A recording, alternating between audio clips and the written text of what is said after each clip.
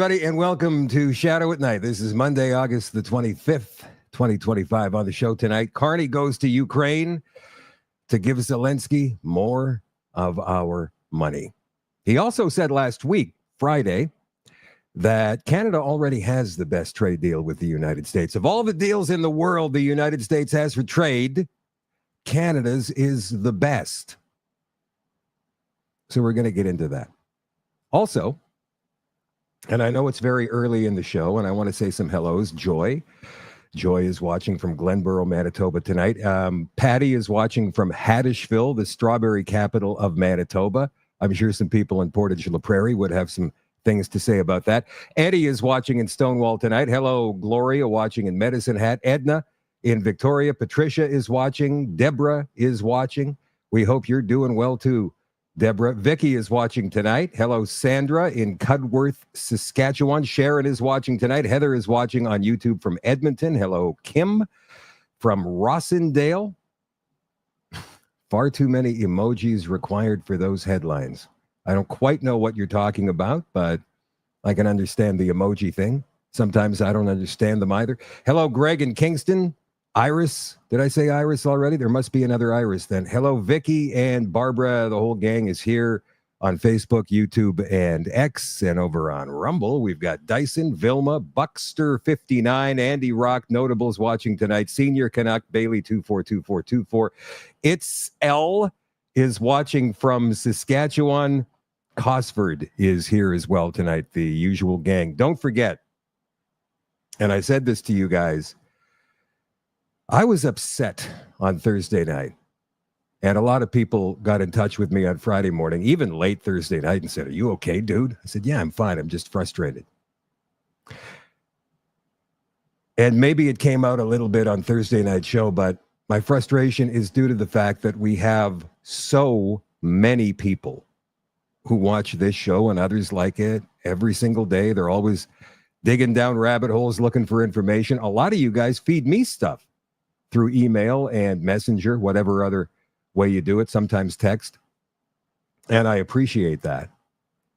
But my frustration Thursday night, and I guess it remains a little bit today, although not nearly as pronounced, is if you know all of this stuff, what are you doing with the information that you have? Are you passing it to other people? Are you trying to speak to people, key people in your family unit or your community? Because once you get the key people, you don't have to get everybody, right? Just get the key people, the influencers in the community. Every group of friends has got a leader, so to speak, right? Get that person. Make that person understand. There's a lot of different things going on right now, but it's all part of the same agenda. We're going to cover that tonight a little bit later on with a video that we have played before, maybe a couple of months ago, but I know a lot of people have been occupied with summer holidays and whatnot and haven't caught every show. Nobody catches every show.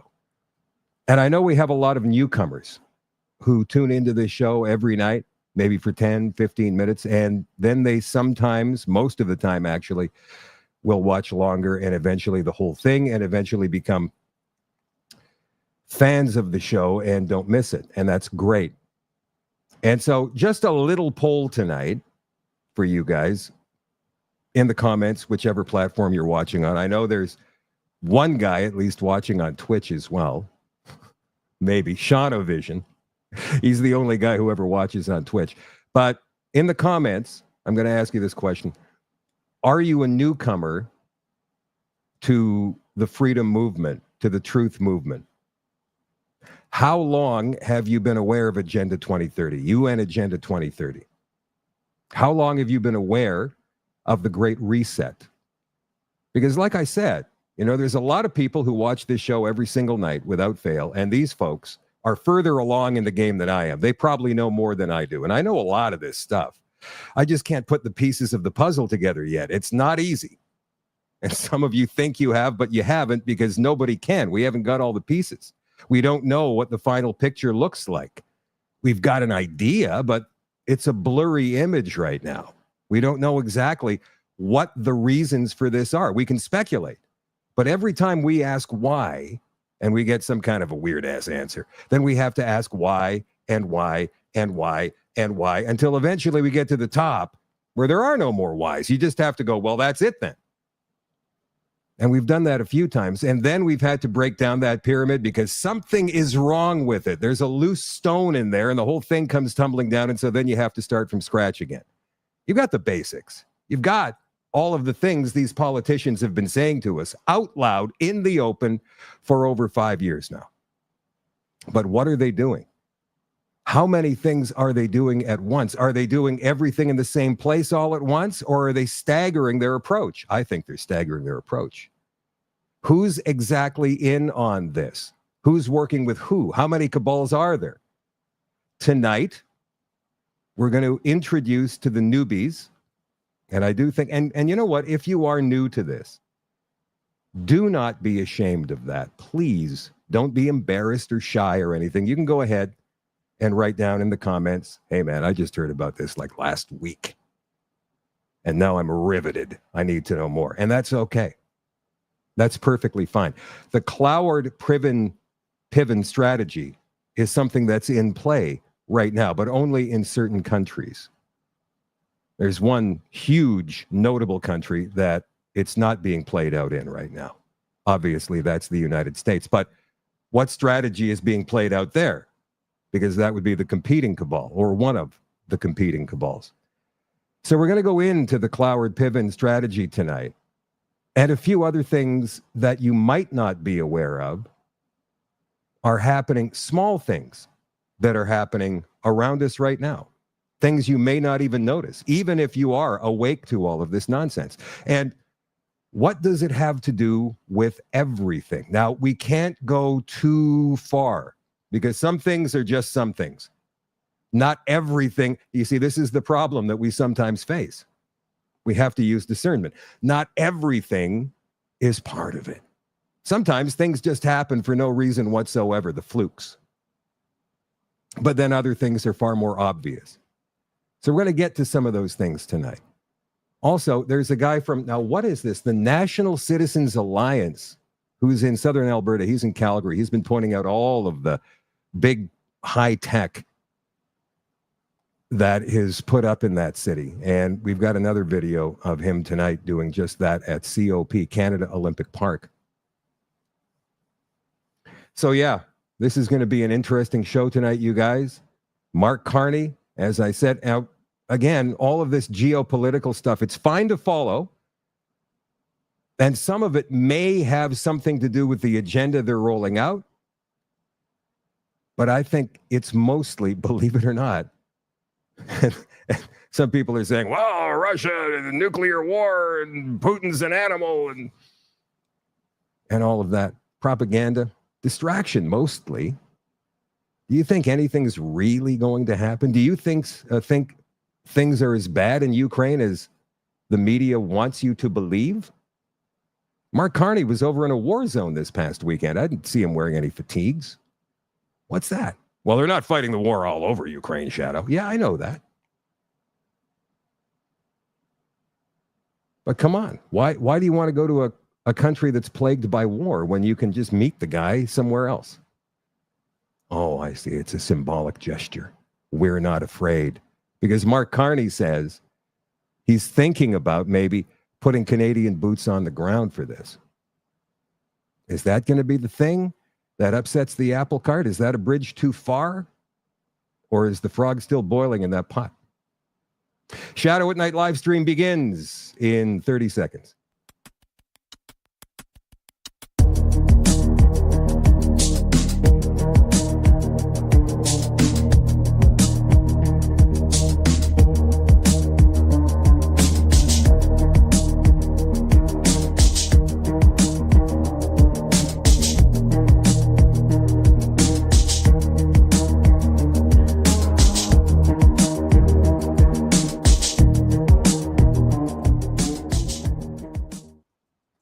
All right, before we get started with Carney in Ukraine, I want everybody to look at this photo that I picked off of X or Facebook today. I can't remember. This is in Regina, Real Canadian Superstore, a sign at the entrance to a Real Canadian Superstore location in Regina. Valid government ID must be presented at pass-through window before entrance will be granted. What? So the second I saw this, I went looking for some kind of directive that's come down from Superstore, and I haven't been able to find anything. And that would be the grocery store that I go to most frequently, and I've never seen anything like this. And my most recent visit was like 2 or 3 days ago. So has anybody seen anything like this anywhere? Not just Superstore, which is run by Loblaws, maybe a Loblaws in Ontario or something else that Loblaws owns, but I haven't seen this yet. I was surprised to see this at a Real Canadian Superstore, apparently in Regina. Valid. And by the way, the guy who took this picture put it up on his page, and he said, by the way, I did not show them any ID. And I asked the manager, what the hell? Just doing our job, sir. Just following orders. Typical, right? Valid government ID, issued ID, must be presented at pass-through window before entrance will be granted. If anybody has seen anything like that at a Superstore in your city or town, please let me know. All right, let me throw this up on the screen here. Where am I going to next? Oh. Usually, I've already prepared this, but I guess I forgot tonight. Well, no big deal. All right, let me throw it up now. Where'd it go? Here it is. All right. So, drones, armored vehicles, part of Canada's $2 billion military aid package for Ukraine. This is from left-wing corporate CTV. Now, this brings Canada's total commitment to Ukraine over the past 3 years up to $22 billion. So Carney says drones, armored vehicles, other munitions are headed for Ukraine as part of a $2 billion military aid package. Carney first announced the funds in June at the G7, but outlined the details of where that money will be spent during a surprise visit to Kyiv this past weekend. Kyiv, not Kiev, Kyiv. And here he is talking about it. We're investing today $2 billion in new military assistance for Ukraine. $800 million of this will help strengthen Ukraine's arsenal for the most urgently needed defense equipment, drones, ammunition, armored vehicles. And we had a discussion today about specifying and targeting that assistance where it will have the greatest impact, and we will do so. As the President mentioned, we're proud to be the first non-European nation to participate in NATO's Pearl program, the package of the most urgently needed military assistance that will be delivered here next month. We'll also fund over $200 million for the joint production of defense materials in our two countries, particularly advanced drones using Canadian suppliers. And another $165 million for critical multilateral efforts, including, again, it's all part of the agenda. Not the military aid, but the $2 billion and the possibility of putting Canadian boots on the ground in Ukraine. It's all part of the agenda, and I'm going to explain it in just a few minutes. Enhancing drone resources, as well as more money for humanitarian assistance to support civilians affected by this horrific war. This support is consistent with our support for Ukraine throughout the decades.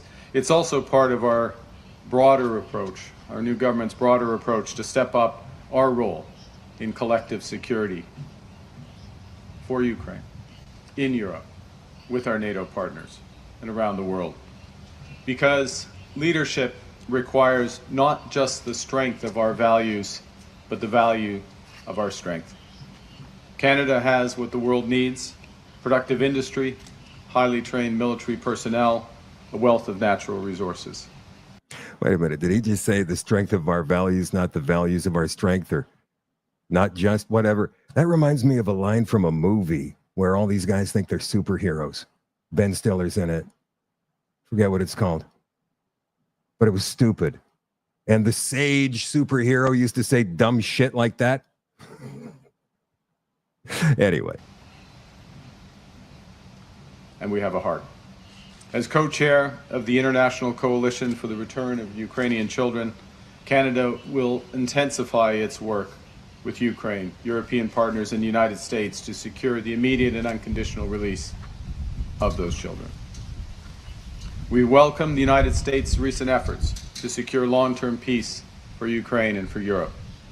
And we'll continue to work intensively with our international partners in the coalition of willing to build on these initiatives. In doing so, we emphasize that the approach for securing peace must remain consistent with these principles of no decisions about Ukraine being taken without Ukraine, and no decisions about Europe being taken without Europe.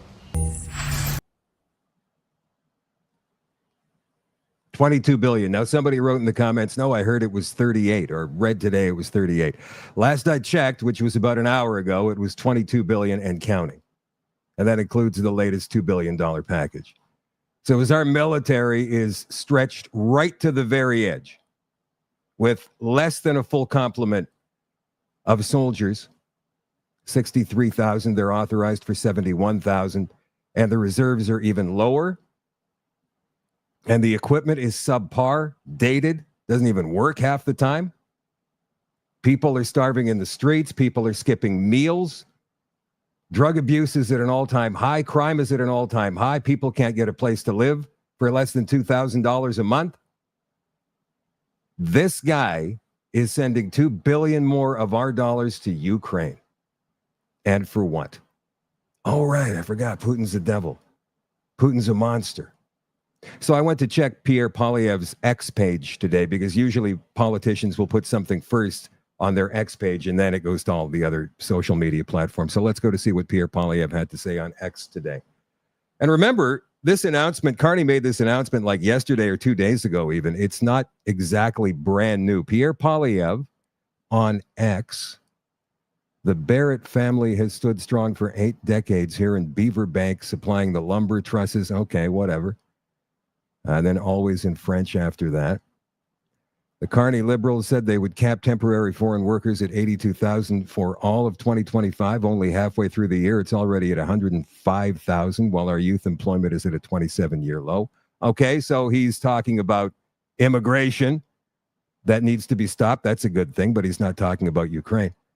What else? New data out shows Liberals are also on track to overshoot their already high targets for new permanent residents, $395,000, with 207,000 issued as of June 30th. Again, going after immigration, that's a good thing.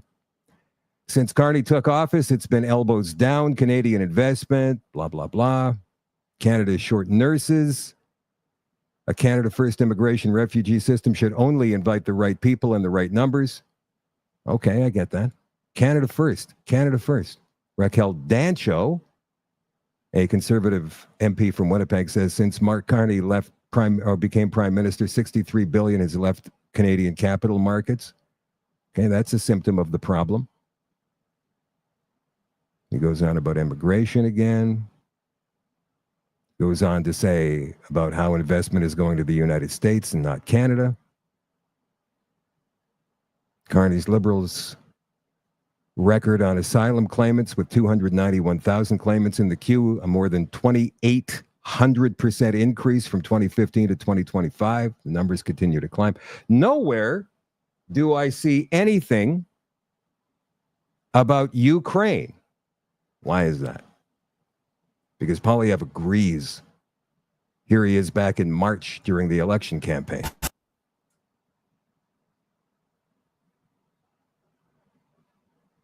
Well, that's the wrong one. Let's try this one. We support Ukraine in its right to defend itself and to be independent. The aggressor in this conflict is Russia. Russia carried out an unprovoked invasion of Ukraine, an invasion that it has been mercilessly prosecuting for the last 3 years, and Ukraine has been the victim of that invasion. All democracies need to stand with Ukrainians and their right to defend themselves and reclaim their territory. And any suggestion to the contrary is wrong. Any suggestion to the contrary is wrong. No, Pierre, you are wrong. Putin may have been the aggressor in this latest squabble between Ukraine and Russia, but this goes back centuries. And let's not forget what happened in 2010, 2011 with the Americans dabbling around in Ukraine and putting a puppet regime in there and trying to move NATO ever closer to Russia. Let's not forget about that. That would be like the Russians or the Chinese coming over to the coast of the United States, like Cuba maybe during the Cuban Missile Crisis of 1963, and just planting nukes there and some massive military base. Do you think the Americans would take that lying down? Of course they wouldn't. They would put up a blockade like Kennedy did. The Cuban Missile Crisis. There's movies, there's books. That's what Putin is doing here. I looked today to see if there was anything I could find about Vladimir Putin even suggesting that he wants to expand into Europe, that he's all about Russian expansion back into Europe. And I couldn't find a thing. But yeah, that's what all the EU leaders are saying. That's what Carney is saying. That's what Polyev is saying, that Putin's a beast. And of course, Polyev doesn't want to talk about it because anything he says about Ukraine is in agreement with Mark Carney. But why is he saying that? Does he really feel like that? You see, I still get the feeling that Pierre Polyev is being used against his will here. And if that's the case, who's pushing his buttons? Oh, I know. This guy. Putin is a real-life Bond villain. Like, he really is.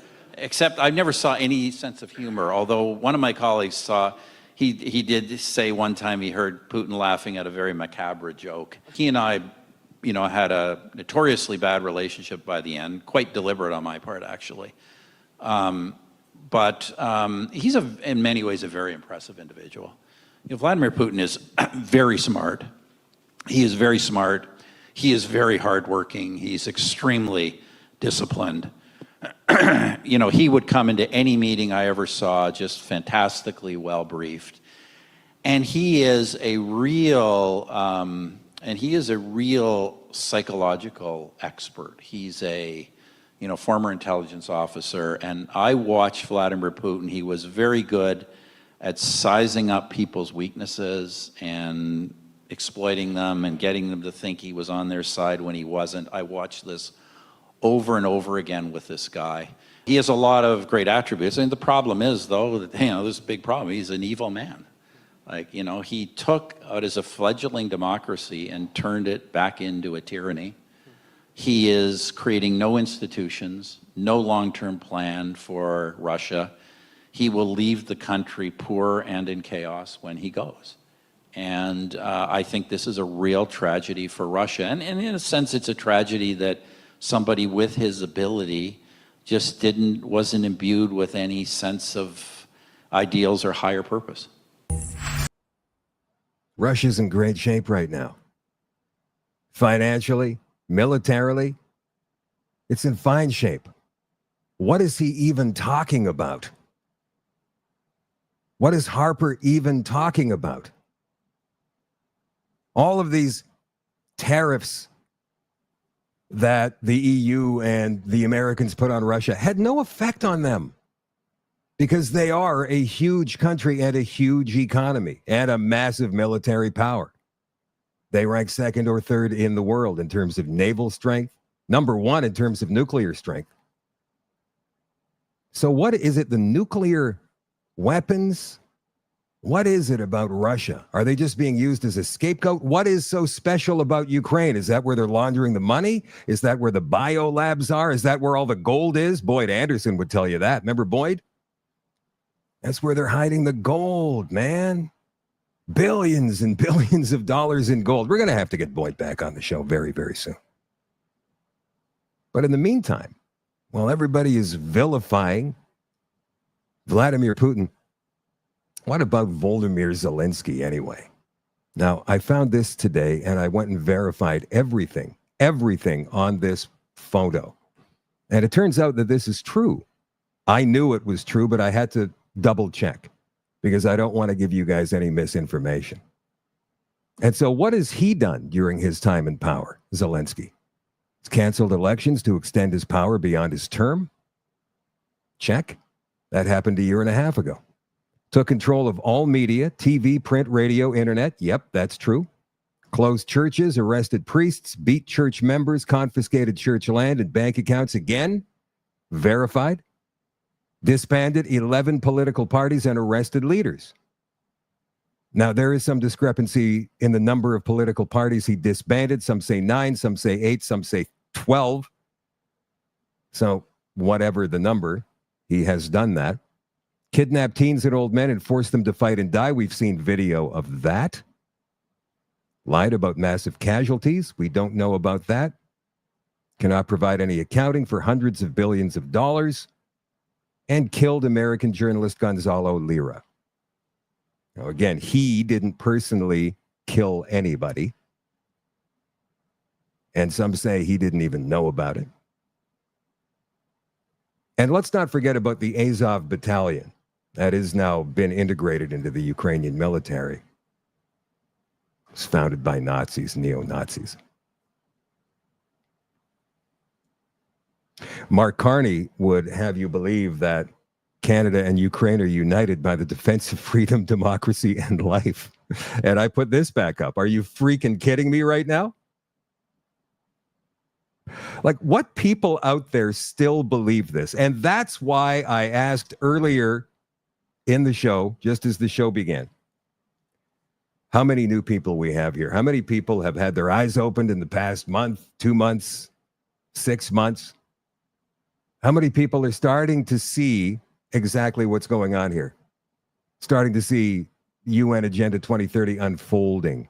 Starting to see the Cloward-Piven strategy play out at different times in different countries, in different phases. Are you now starting to see it's all part of the same thing? The ostrich farm, same thing. That's about land use. That's about controlling the food production. What do you think they're doing? Where are the people they're evacuating from these so-called fire zones going? Where do they evacuate them to? Well, I know in Manitoba, everybody east of Portage la Prairie gets evacuated right into Winnipeg from a fire zone. And 80% of them, they say, never go back home. Because what's there to go back to? Their home's been destroyed.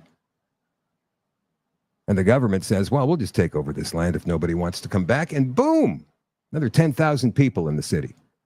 And the same thing is happening all over the country, all over the world. They want you in the cities. They do not want you in the country. And that's what they're doing. That's their plan. All right, what else have we got here? Oh, elbows down on Friday. Mark Carney just said, well, you know what? We're going to get rid of these counter tariffs.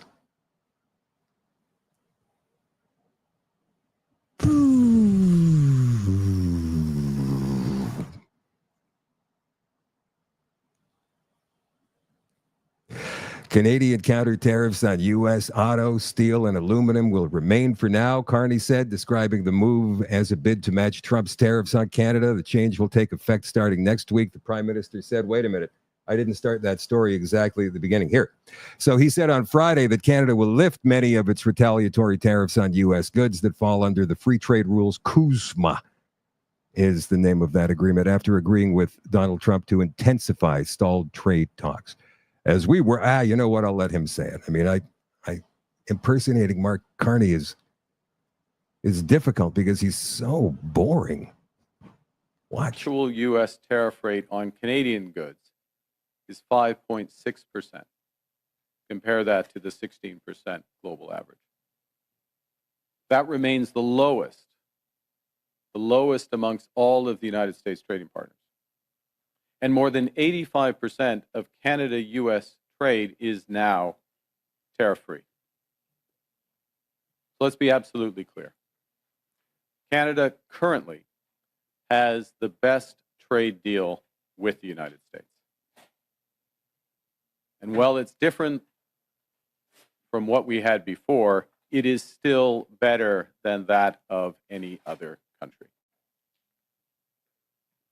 In this context, and consistent with Canada's commitment to CUSMA, I'm announcing today that the Canadian government will now match the United States by removing all of Canada's tariffs on U.S. goods specifically covered under CUSMA.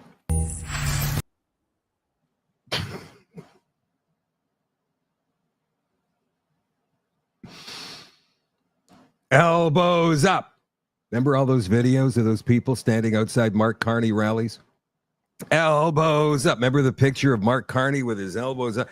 Oh my God, how terribly embarrassing that was. It was a lie. If we already had the best deal with the United States before all this nonsense started, then what was the problem? Carney said, no, we're facing an existential crisis. This is the worst crisis that Canada's ever seen. Doug Ford echoed that, the premier of the largest province of the country. They've been saying it for months and months. They took American liquor off store shelves. They told everybody, buy Canadian. Not that that's a bad idea.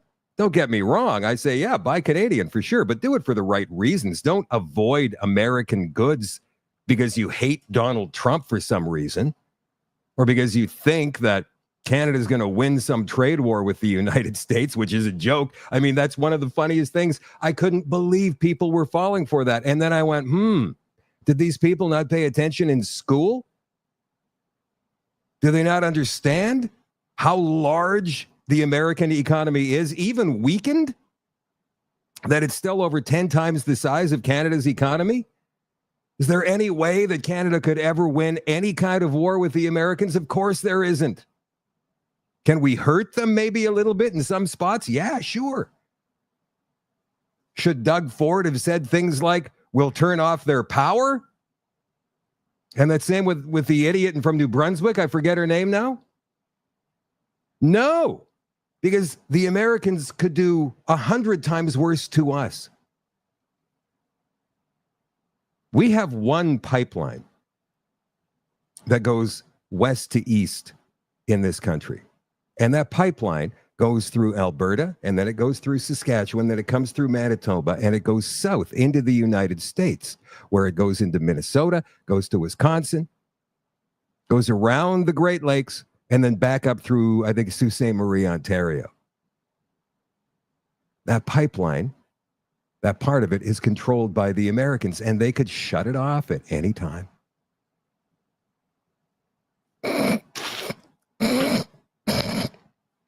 So what are you going to do for oil then? Because they've got refineries in Quebec and Ontario. That's where they process the oil they get from Western Canada into gasoline, natural gas too. Have to bring in more dirty oil from Iran, from Venezuela. What were they thinking about?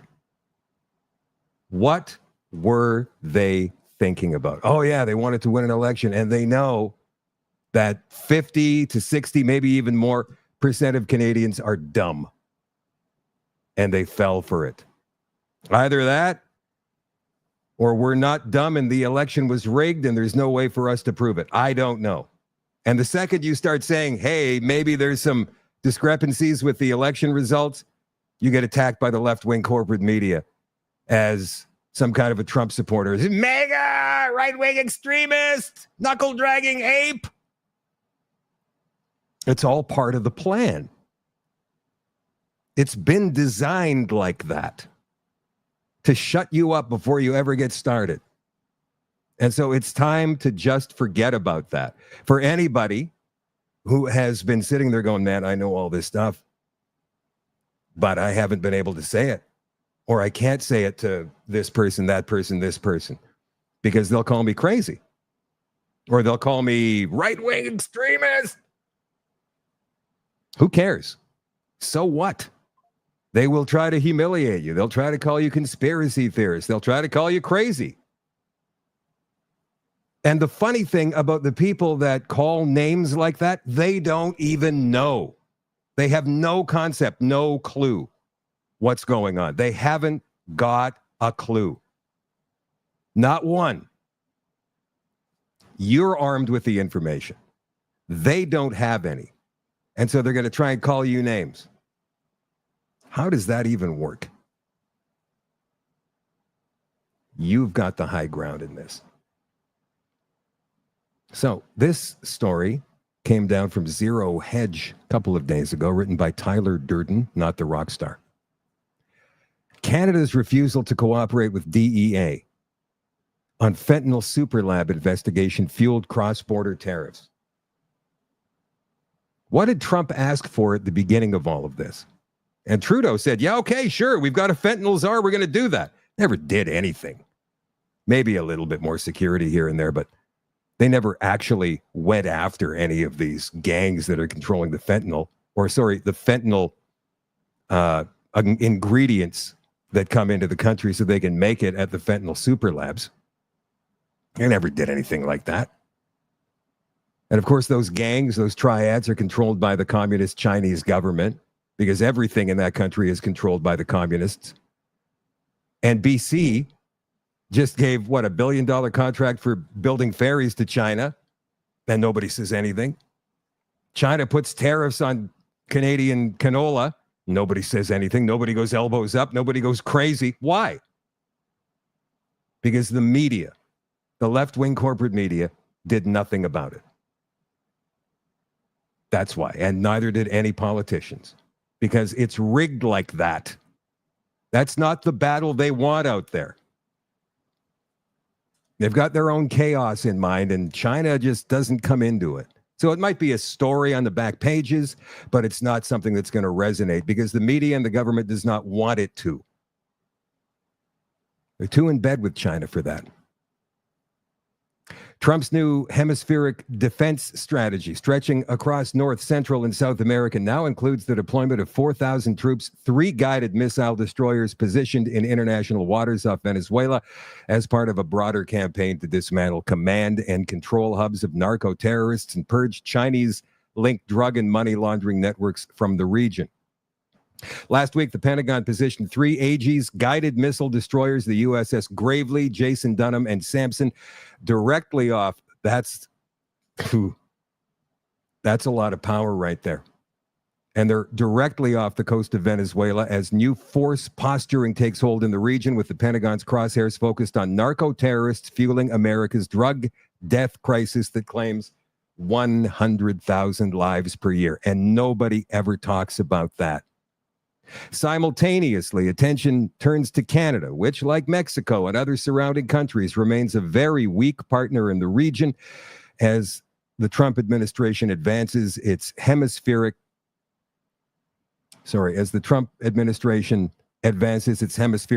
strategy to clean up the Americas ahead of the 2030s. Trump's cleanup of the Western Hemisphere is almost comparable to his micro efforts to restore law and order in crime-ridden Washington, D.C. And soon, he says he's going into Chicago next. Many other cities nationwide left in ruins by failed democratic leadership that allowed violent crime and open-air drug markets to flourish.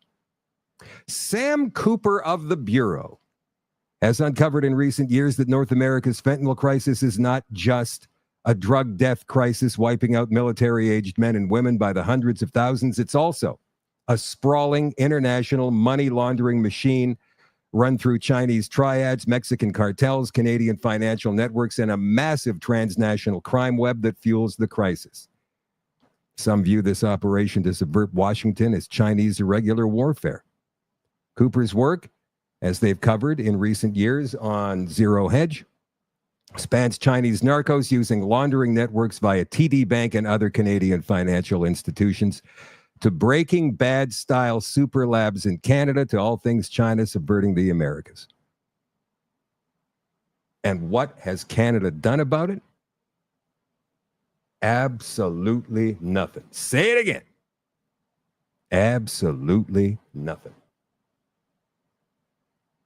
Pride Parade canceled after being halted by pro-Palestine protesters. I think we have some video from Dacey here to explain. He was on site. Here he is. Hey, Dacey here. I am on Wellington Street, PMO behind me, and as you can see, there's a little more room here than there was. This thing has been stalled out here on Wellington Street for over an hour, at least an hour. Just got word from OPS, the entire thing is cancelled. Palestinian protesters took this thing over on Wellington from the very start. They've basically jammed the whole thing to a halt. The entire parade has been cancelled as Palestinian demonstrators have taken over the front and stopped it. Wait a minute. Aren't Palestinian protesters, and these Palestinian protesters were actually Queers for Palestine, according to the CBC story. Shouldn't the Queers for Palestine want to be a part of this Pride Parade? And why is there a Pride Parade in August anyhow? I thought June was their month. Why did they get to make this stretch out over the entire summer? That's ridiculous. But canceled.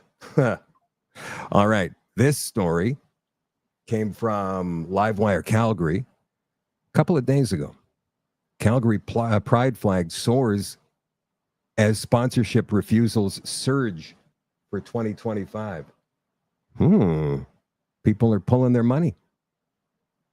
Sun shone down as the ceremonial raising marked the beginning of Pride festivities, which are set to shine on despite the nonprofit reporting a drop in funding compared to last year's budget. On the 22nd, members of Calgary's Pride Board of Directors, Indigenous leaders, and the Mayor, Gondek, assembled outside of Calgary City Hall to welcome a week's worth of Pride events with a flag hoisting. And there they are. Like, look at this. This is obviously a drag queen. It's... Now, here's what I say, and I was sent that story by a friend of mine earlier today. They shouldn't worry, because whatever they lose in corporate funding, and I can't even believe that corporations were funding this nonsense, they'll get it back through the federal government in some way, shape, or form with a grant. All right, Calgary. What's going on there?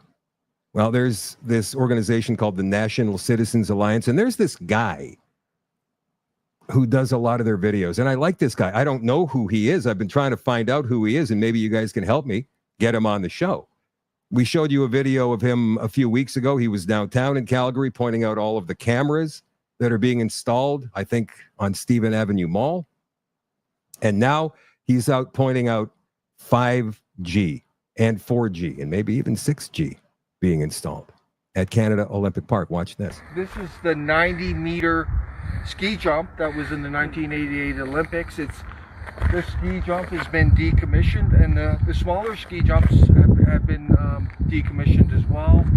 They're keeping this 90-meter structure up as a symbol of the 1988 Olympics. And look on top there. Can you zoom in there to the top of that tower? It's been flooded with 4G. It looks like there's some 5G, and there's other antennas up there. Yeah. Too close to people. Yeah, so you can see the context here where we are now. That's Bow River down there, and that's looking into northwest Calgary. If you look over here, unfortunately this community here, these look like fairly expensive homes. Well, guess what? They're getting radiated. Dangerous EMF radiation into them. It's called Paskapoo. Right there. Can you zoom into that sign?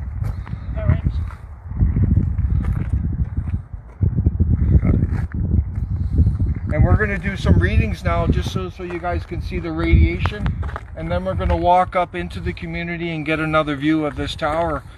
But isn't that sad? You know, this is a symbol of Calgary, Alberta, Canada. And now it's turned into basically a 5G tower.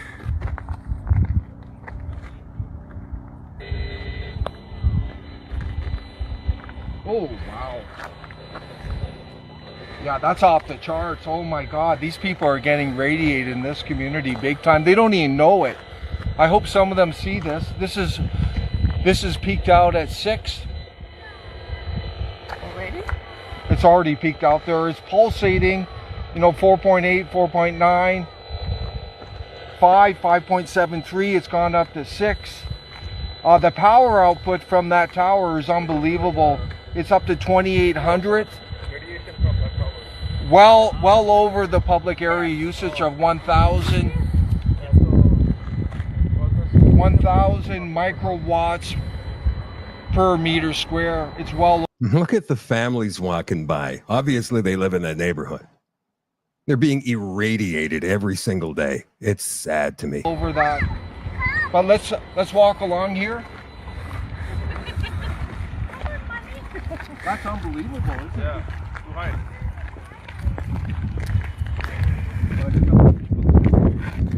There's the tower there. Can you zoom in again on it? Just give people a good look. They're all around that tower. You know, they should call that the Tower of Death now. You're right. You know, it's kind of sad because it's a symbol of the city. Yeah. Dying. It was from the 1988 Olympics, and now it's radiating people. We're going to go more into this tonight on the extension for the All Access, folks. Become one. ShadowDavis.com. It's like $12 or $13 a month. You can buy the yearly pass and get a break on that price as well. We've got all kinds of different stuff we're going to show you tonight. And it's going to be a viewer's choice on the extension tonight. But it's all about the tech that you may see every single day on your drive to work or wherever it is you're going. And you have no idea what that is. And it's on street lights and lamp posts and the tops of buildings. And some of it's legit. Actually, it's all legit. The question is, what the hell is it in the first place? What about these smart meters we've been hearing about for the past few years? Power companies are just coming by and switching the meter in your home. Sometimes they do it without your permission because they can. So there is an influencer / podcaster in New York State. Her name is Alex Fasulo. She's big on Instagram. I think she's got like 500,000 followers, and she's been watching all of this stuff. She's a farmer herself.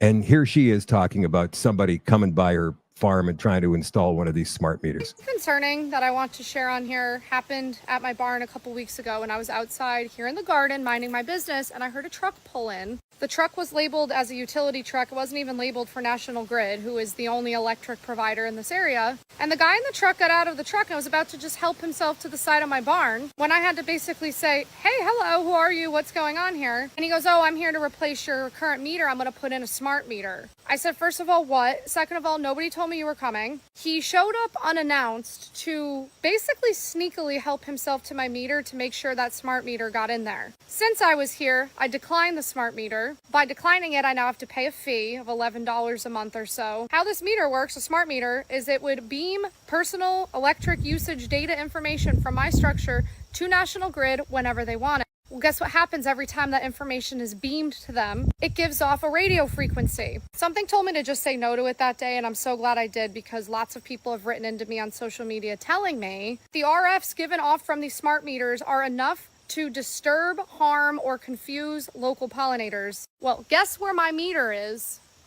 This is coming at the same time of New York State outlawing any future builds that are plugged into oil, propane, or anything other than electricity. They're trying to make sure all new builds, especially barn-dominium builds, are plugged into the grid and that they're able to beam info about you to their company whenever they want. For the record, I decline the smart meter. Be on the lookout if someone's going to help themselves to your house. They might just change your meter out without even asking you. I will gladly pay $11, $12, whatever, $15 a month, whatever it's going to be, to make sure all of the bees and butterflies, moths, dragonflies, everything I have encouraged and invited to my property is safe here. Yeah, that's nice. How long is it going to be optional? How long are you going to be able to pay extra to keep your old meter in place? Okay, first of all. And secondly, like, what can they do with these smart meters? Well, I understand they can actually control the usage of power in your home. They can turn off your air conditioning if they feel it's required. They can turn down your heat if they feel it's required, if you're using too much heat, all in the name of the climate emergency, of course. Of course. So that's what they're doing in the cities to convert them to smart cities, 15-minute cities, however you like. It's part of the agenda. But they also need to create the chaos to keep us confused, to keep us in fear. And that means they have to keep bringing in the immigrants to cause the division. And what are the immigrants going to do if they can't find a job? They're going to join gangs. They're going to be criminals. Here's a video that was taken from Kitchener, Ontario, earlier today. Hey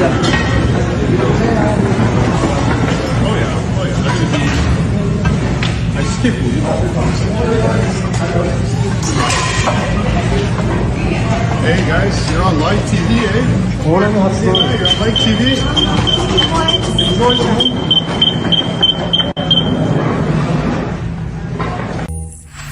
Now, I have no idea where those guys are from. They're obviously not Canadian. I don't know where they came from.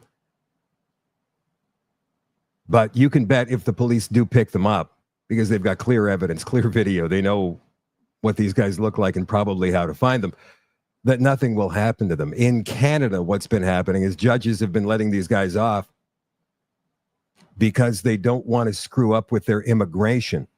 They don't want to screw with their immigration. If somebody gets wrapped with a charge and then gets convicted of it, depending on the charge, their immigration status immediately goes away. And judges in Canada have actually given that as a reason. Well, I didn't want to, obviously, if I would have sent him to jail or given him a longer sentence, then he would have been thrown out of the country. So I tried not to do that. What? So special treatment for these immigrants, illegal or otherwise. That's what's going on in Canada right now. You know that is fueling the anger of longtime Canadians towards newcomers. That's exactly what they want. That's the chaos they're looking for. I believe, like when Carney said the other day, oh, and by the way, we're thinking maybe, I'm not against the idea of putting Canadian boots on the ground in Ukraine. Well, what if somebody decides, hey, a draft would be a good idea because we haven't got enough personnel in Canada right now, like I was saying earlier in the show. We got to have a draft. Do you think that would be the tipping point? That the elbows up crowd, who are the fathers and mothers of these kids who would be drafted, would say, no, you're not? Or would they go, yeah, you got to go to war, son, put your life on the line for Ukraine? I don't know anymore.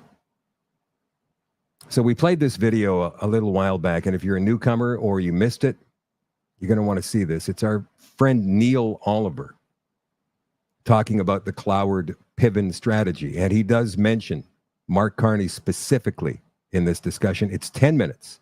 Here you go. Watch. Conspiracy theorist as I am, I have an increasing interest in what's called the Cloward Piven strategy. On first hearing, a person might think it's only a conspiracy, but in fact, it's completely real. To help me remember it, I call it the Coward Craven strategy, and you'll see why in a few minutes. The hellscape proposed by the Cloward Piven strategy was the offering of two American sociologists, Richard Cloward and Francis Fox Piven, both professors at Columbia University. They came up with their dastardly scheme in 1966, at a time when the Democrat Party had the presidency and control of both houses of the US Congress. Their idea was a way deliberately to collapse a free nation from within, undermining and destroying the ability of independent people to continue to be so. Independent, that is. The ultimate goal was to ensure that every last citizen, other than the governing clique, of course, was left impoverished in the ruins of a system deliberately pushed beyond breaking point. I would say that the desire to take a working system, one empowering the aspirations of free people, and smash it to bits, could come only from a destructive and totalitarian mindset. But maybe that's just me. In a lengthy post on X last week, my friend and fellow podcaster Ivor Cummins made plain that he believes Mark Carney has in effect been implementing the Cloward Piven strategy in real time, and that before our eyes in Canada, he's using his position as Prime Minister to see to the hellish flowering of the anti-human agenda in all its dreadful glory.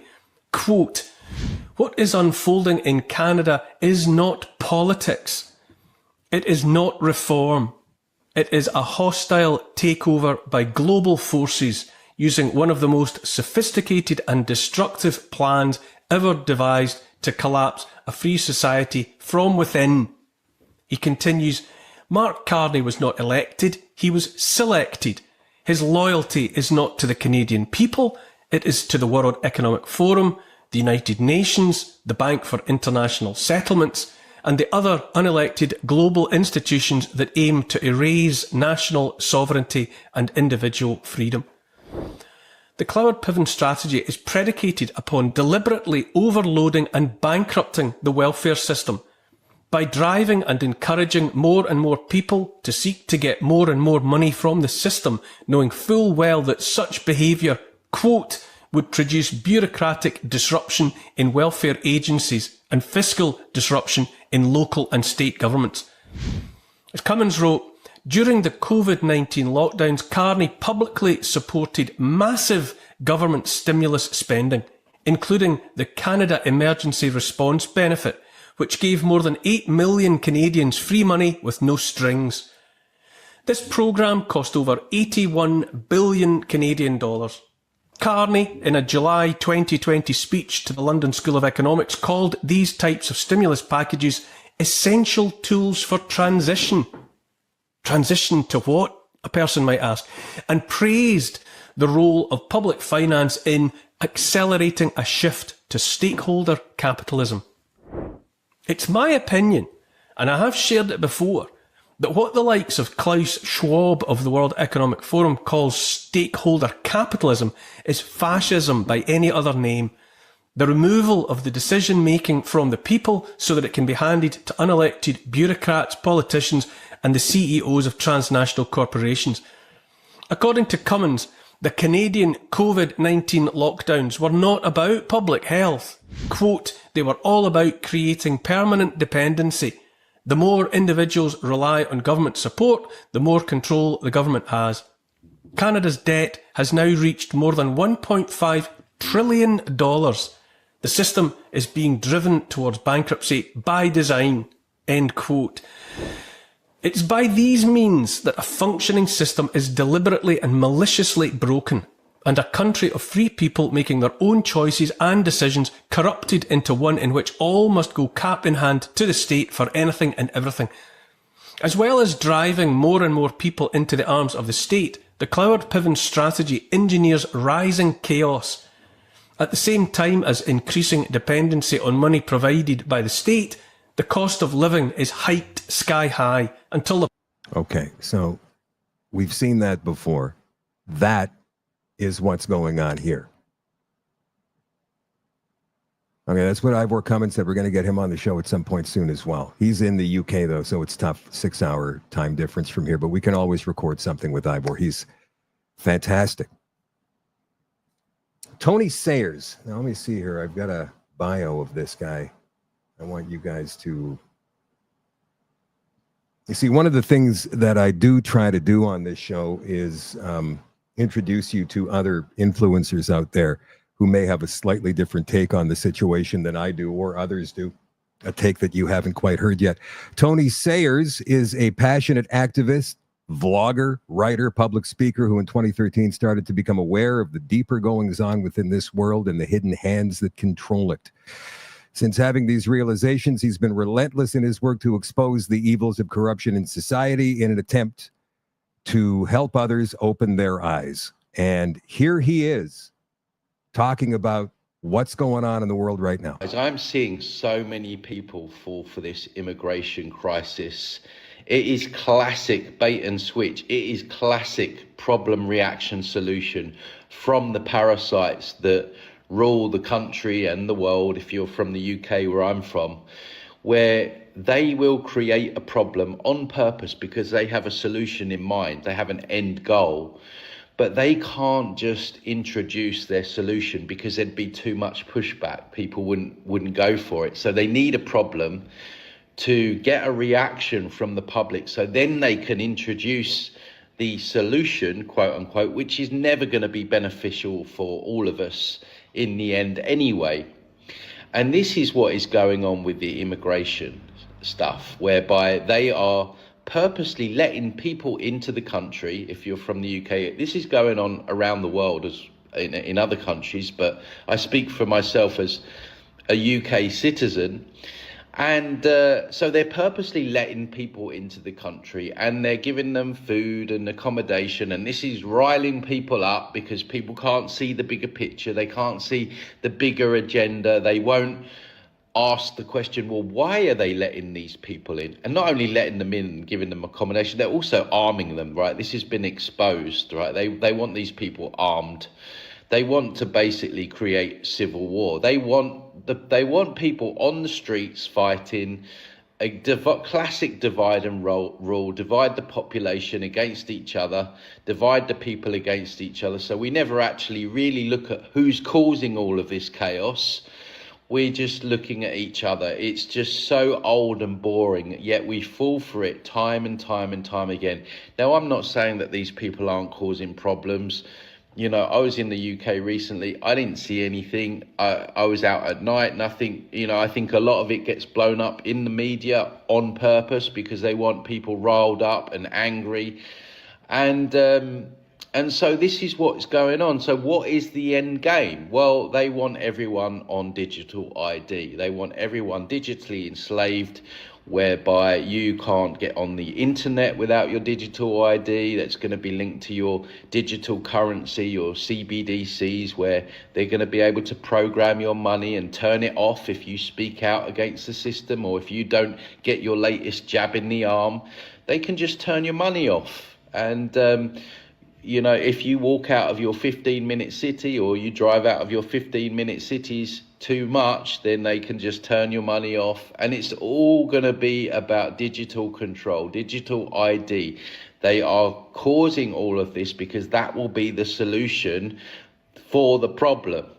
And before you know it, you are up against all the immigrants. Now you can't do anything because you know, you need your digital ID. And this is what it's all about. And I think they're going to create a really big psyop whereby they're going to use children. There's going to be like a murder or something. And it's going to get people rolled up to the point where people are going to take to the streets, start fighting each other. And then they're going to say, oh, well, you know, we would have known who this person was if everyone had been on digital ID. So what we need to do is we need to start rolling that out, and the people will be like, yes, yes, yes.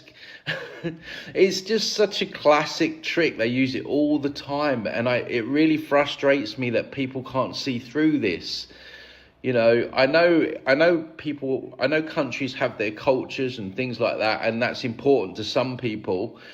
I mean, personally, borders are just imaginary lines in the sand. But just take a step back, take a few deep breaths, get out of your anger, stop reading the news, stop reading the newspapers, and just look at where this is headed. Be adult about it, be mature about it, get out of your feelings, look at the bigger picture. What do they want to do? They want us all digitally enslaved. They need a reason to be able to implement all of that stuff. And this is going to be the reason. We need to wise up and don't play their games and stop being so divided. Well, that's easy to say, because there's a lot of stuff going on right now. And you're right, there is a lot of stuff to be angry about. But stop playing their games. Okay, so how do we stop playing their games? They keep bugging us to play. Like, you can walk away, you turn around, walk away and say, I'm not playing anymore. And then what do? You go off into the bush, I suppose. If you've been prepping for the last few years, then you've got the resources to be able to live outside of the system, maybe for the rest of your life. You don't need the phone. You don't need any of the modern conveniences. You can do it all by yourself until they come for you. But they want us fighting each other, right? They want the Indians fighting with the native whatever country they happen to be from, or the Chinese fight. They want the people fighting amongst themselves, and that's the old red ant, black ant in a jar thing. They're fine until somebody shakes the jar. Now, is there anybody here tonight still unconvinced that this is a real thing. Digital ID, digital currency, Cloward Piven, land use, smart cities. Is there anybody who thinks that I'm nuts? Anybody? And it's okay to say that. Anybody?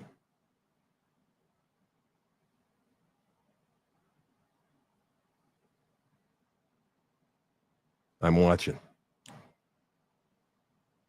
Okay. I guess maybe I've convinced all of you, or maybe you guys were convinced before. Whatever. Look at the left-wing corporate media. Look at this. This came out August 22nd. They're now starting to float the idea of a new kind of currency. Stablecoins. It's been around for a while, but nobody's really talked about it. Stablecoins could transform how we exchange money. The U.S. and China want to take charge. China reportedly exploring a digital currency backed by the yuan in challenge to the United States dollar. Now, we could go more into this on the extension tonight because the BRICS nations are doing this. That's BRICS: Brazil, Russia, India, China, South Africa, I think. Like a 21st century space race, the world's biggest economic powers are staking their claim on a little-known type of digital currency that could revolutionize or severely disrupt the way people, companies, and countries exchange money. Stablecoins are a type of cryptocurrency pegged to a country's national currency or to commodities like gold. The idea is that their value is linked to a stable asset and is therefore less prone to volatility than regular crypto. Oh. Well, I want that then. What percentage of morons out there go, oh, that sounds great. Think of it as a digital dollar. Stable coins have a 1-for-1 exchange rate with their real-world twins, which investors keep it. This is a CBC story, you guys. This was out 3 days ago. So they're now introducing this idea into the public consciousness. Slowly. But what do you want to bet that in a year's time or even less, that this is, wow, this is amazing, man. You got to get this. You got to get this new currency. It's crazy. It's awesome. But first, you got to get your digital ID. Right now, obviously, stablecoins are not super popular. You can't go into a Loblaws and pay for your groceries with stablecoins. That's from Claire Wilson, a policy and research analyst at the Council of Canadian Innovators. But it's conceivable that in the future, because they enable faster transactions and have lower transaction fees, that they could be more widely used. Months after the U.S. passed a regulatory framework giving companies clarity on how to issue and accept stablecoins, China is reportedly looking to do the same, expanding the use of its own currency around the world, BRICS, and challenging the dominance of the U.S. dollar.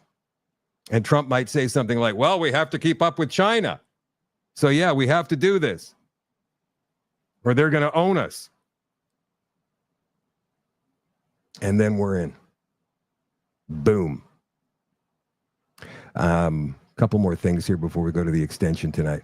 I heard somebody or saw somebody in the comments a few minutes ago say it's the Israeli agenda. I don't think they're one and the same. See, when I talk about competing cabals, I think there's the Israeli agenda. I think there's the communist agenda. And while there may well be an umbrella of gray suits on the top of that are benefiting from both, I think they are competing agendas. Like, we're in a war right now, and most people don't realize it. They don't know. This is 5th generational warfare, man.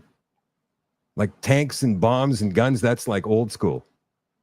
Like, that's so 1945 of you. Here's a U.S. Now, I'm not saying that the Israelis don't have a cabal. Oh, they do. Matter of fact, Ezra Levant did a piece today calling out the woke right, but he got it wrong. Now he's calling Tucker Carlson and Candace, what's her last name? Girl from the United States. Used to be on Daily Wire. Forget her last name. What is it? Come on, quickly.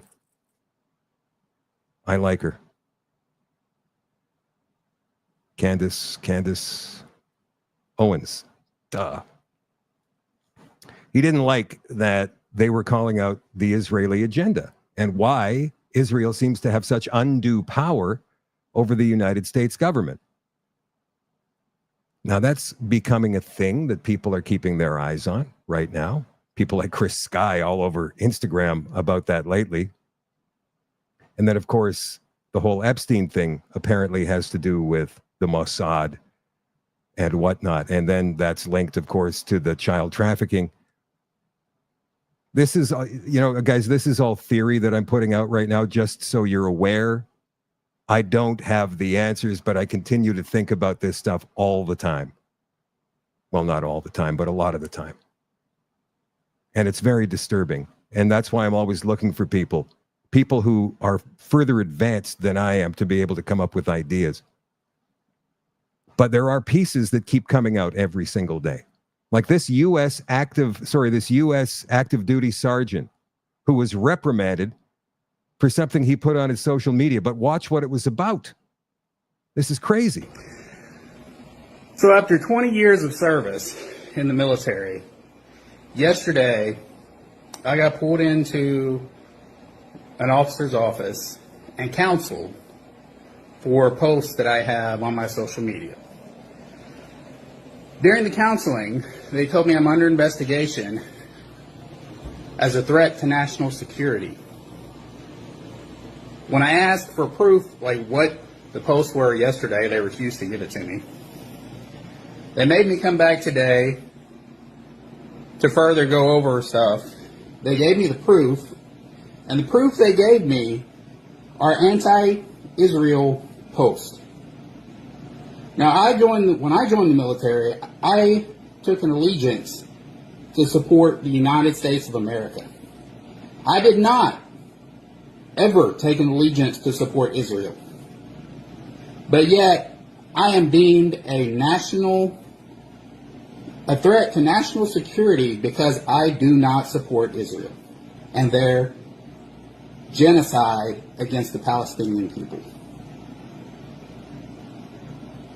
Now, I should point out as well at this time of the show for the YouTube and Facebook algorithms that this is for entertainment purposes only. And this is only opinion.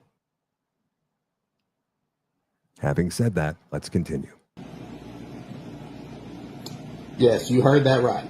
I am deemed a threat to national security because I don't support Israel's genocide against the Palestinian people.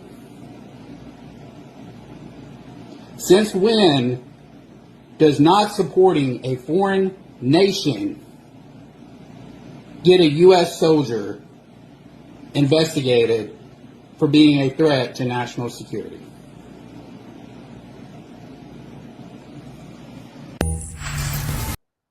Wow, that's an interesting point. Seeing a lot of interesting points in the comments tonight. You guys keep those coming, man. And yes, I know Ezra is Jewish. You know, this is the gray area that a lot of people mistake because too many people these days are black, white, that's it. Right? Most people of whatever religion or race they happen to be of are completely unaware of all of the stuff that's going on. Do I have Jewish friends? Yes, of course I do. Do I think they're Mossad agents? No. Do I think they have any say at all in what the Israeli government does? Of course not. How much say do we have in what Carney does? He's over in Ukraine giving $2 billion of our dollars to them, or was. Do you want that to happen? No. But I'll bet you that the nudge division of the Privy Council office comes out with a poll in the next couple of days that shows something like 70% of Canadians support Canada supporting Ukraine. We know that's BS. We've given enough, first of all. But We never had anything to do with Ukraine in the first place. We never should have been involved in that war at all. And now Carney is calling us the coalition of the willing, like George W. Bush did back in the day. Do you remember that? The coalition of the willing. Or was that his father, H.W. Bush, in Afghanistan? One of the Bushes. So, what else? What have I missed? Oh, I haven't talked about the climate lockdowns yet. So I could go into my own personal opinion about what they're going to be doing with this. But Tiana, and she's going to be coming on the show soon as well. Tiana, time for you to come back on the show. She dropped a vid a couple days ago talking about what's next. So watch. Get this straight. The Canadian government told you guys not to travel to the U.S. because of the whole tariffs, fight, little hissy fit that Mark Carney was having. And then he gave you free passes to national parks and then banned you from it and told you that if you go hiking, it's a $28,000 or $25,000 fine plus other fines on top of that. And you've been paying 3 carbon taxes. And the fires seem to be getting more and more intense, but they're not if you look at the numbers that I'm going to show you. And they're also saying that they're spraying the woods with glycophosphates. Now, glycophosphates in farming are used to spray on the crop and then dry them out. So what they're doing is they're basically drying out the Canadian woods and telling you that we have hotter summers. So, and the fires are acting in a way they've never acted before. So what's different? Is it because they're spraying it with glycophosphates? I think they're trying to normalize and prep you guys for the climate lockdowns. Let's look at the numbers here for forest fires from 2000 to 2024, and then look at how many hectares have burned each one of those years. So this is a number of forest fires in Canada from 2000 to 2004. This is just how many forest fires there have been each year. Now, it doesn't look like there's much of a difference, except for 2006 seems to be a really huge anomaly. Remember that year. So in 2006, we had the most number of fires in Canada in one year. But then when we look at the area of land burned by forest fires in Canada from 2000 to 2004 in hectares, look at this. And then look down here in 2023 and then in 2024. And remember 2006 where we had the most fires, but yet there were barely any hectares affected even with those numbers of fires because we weren't spraying with glycophosphates, and we also had forest management and fire management actually doing their jobs. And there's other things that are kind of iffy with the uranium deposits that they found. First they said, uranium deposit exploration was too dangerous, due to human beings being close by. And then all of a sudden, a week before these bans, they also throw that out the window. And they're like, yeah, no, we can explore for uranium now. And in Alberta, it's lithium. So interesting. And if you look at the stock market for what they're thinking will go when it comes to resources, look at uranium and lithium. All very interesting. I would like to thank you guys for being here tonight. Now, many of you believe that I'm rich, apparently, independently wealthy, and that I can do this without your support every single night. Now, that's completely and totally untrue. I am not independently wealthy, and I do need your support. You can make donations to the Shadow at Night live stream at shadowdavis@gmail.com. That's shadowdavis, SHADOEDAVIS @gmail.com. If you so choose, you can e-transfer to that email, or you can become a member on the website, shadowdavis.com. There are no sponsors of this show at this time.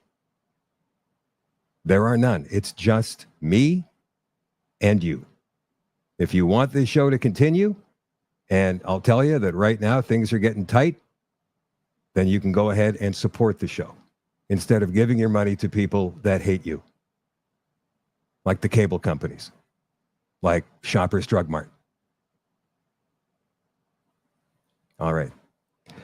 The extension is coming up on shadowdavis.com in just a couple of minutes. For the rest of you, I will catch you tomorrow night at 8 o'clock Central for another episode. I love you all. I appreciate you all, and I will see you soon. Bye for now.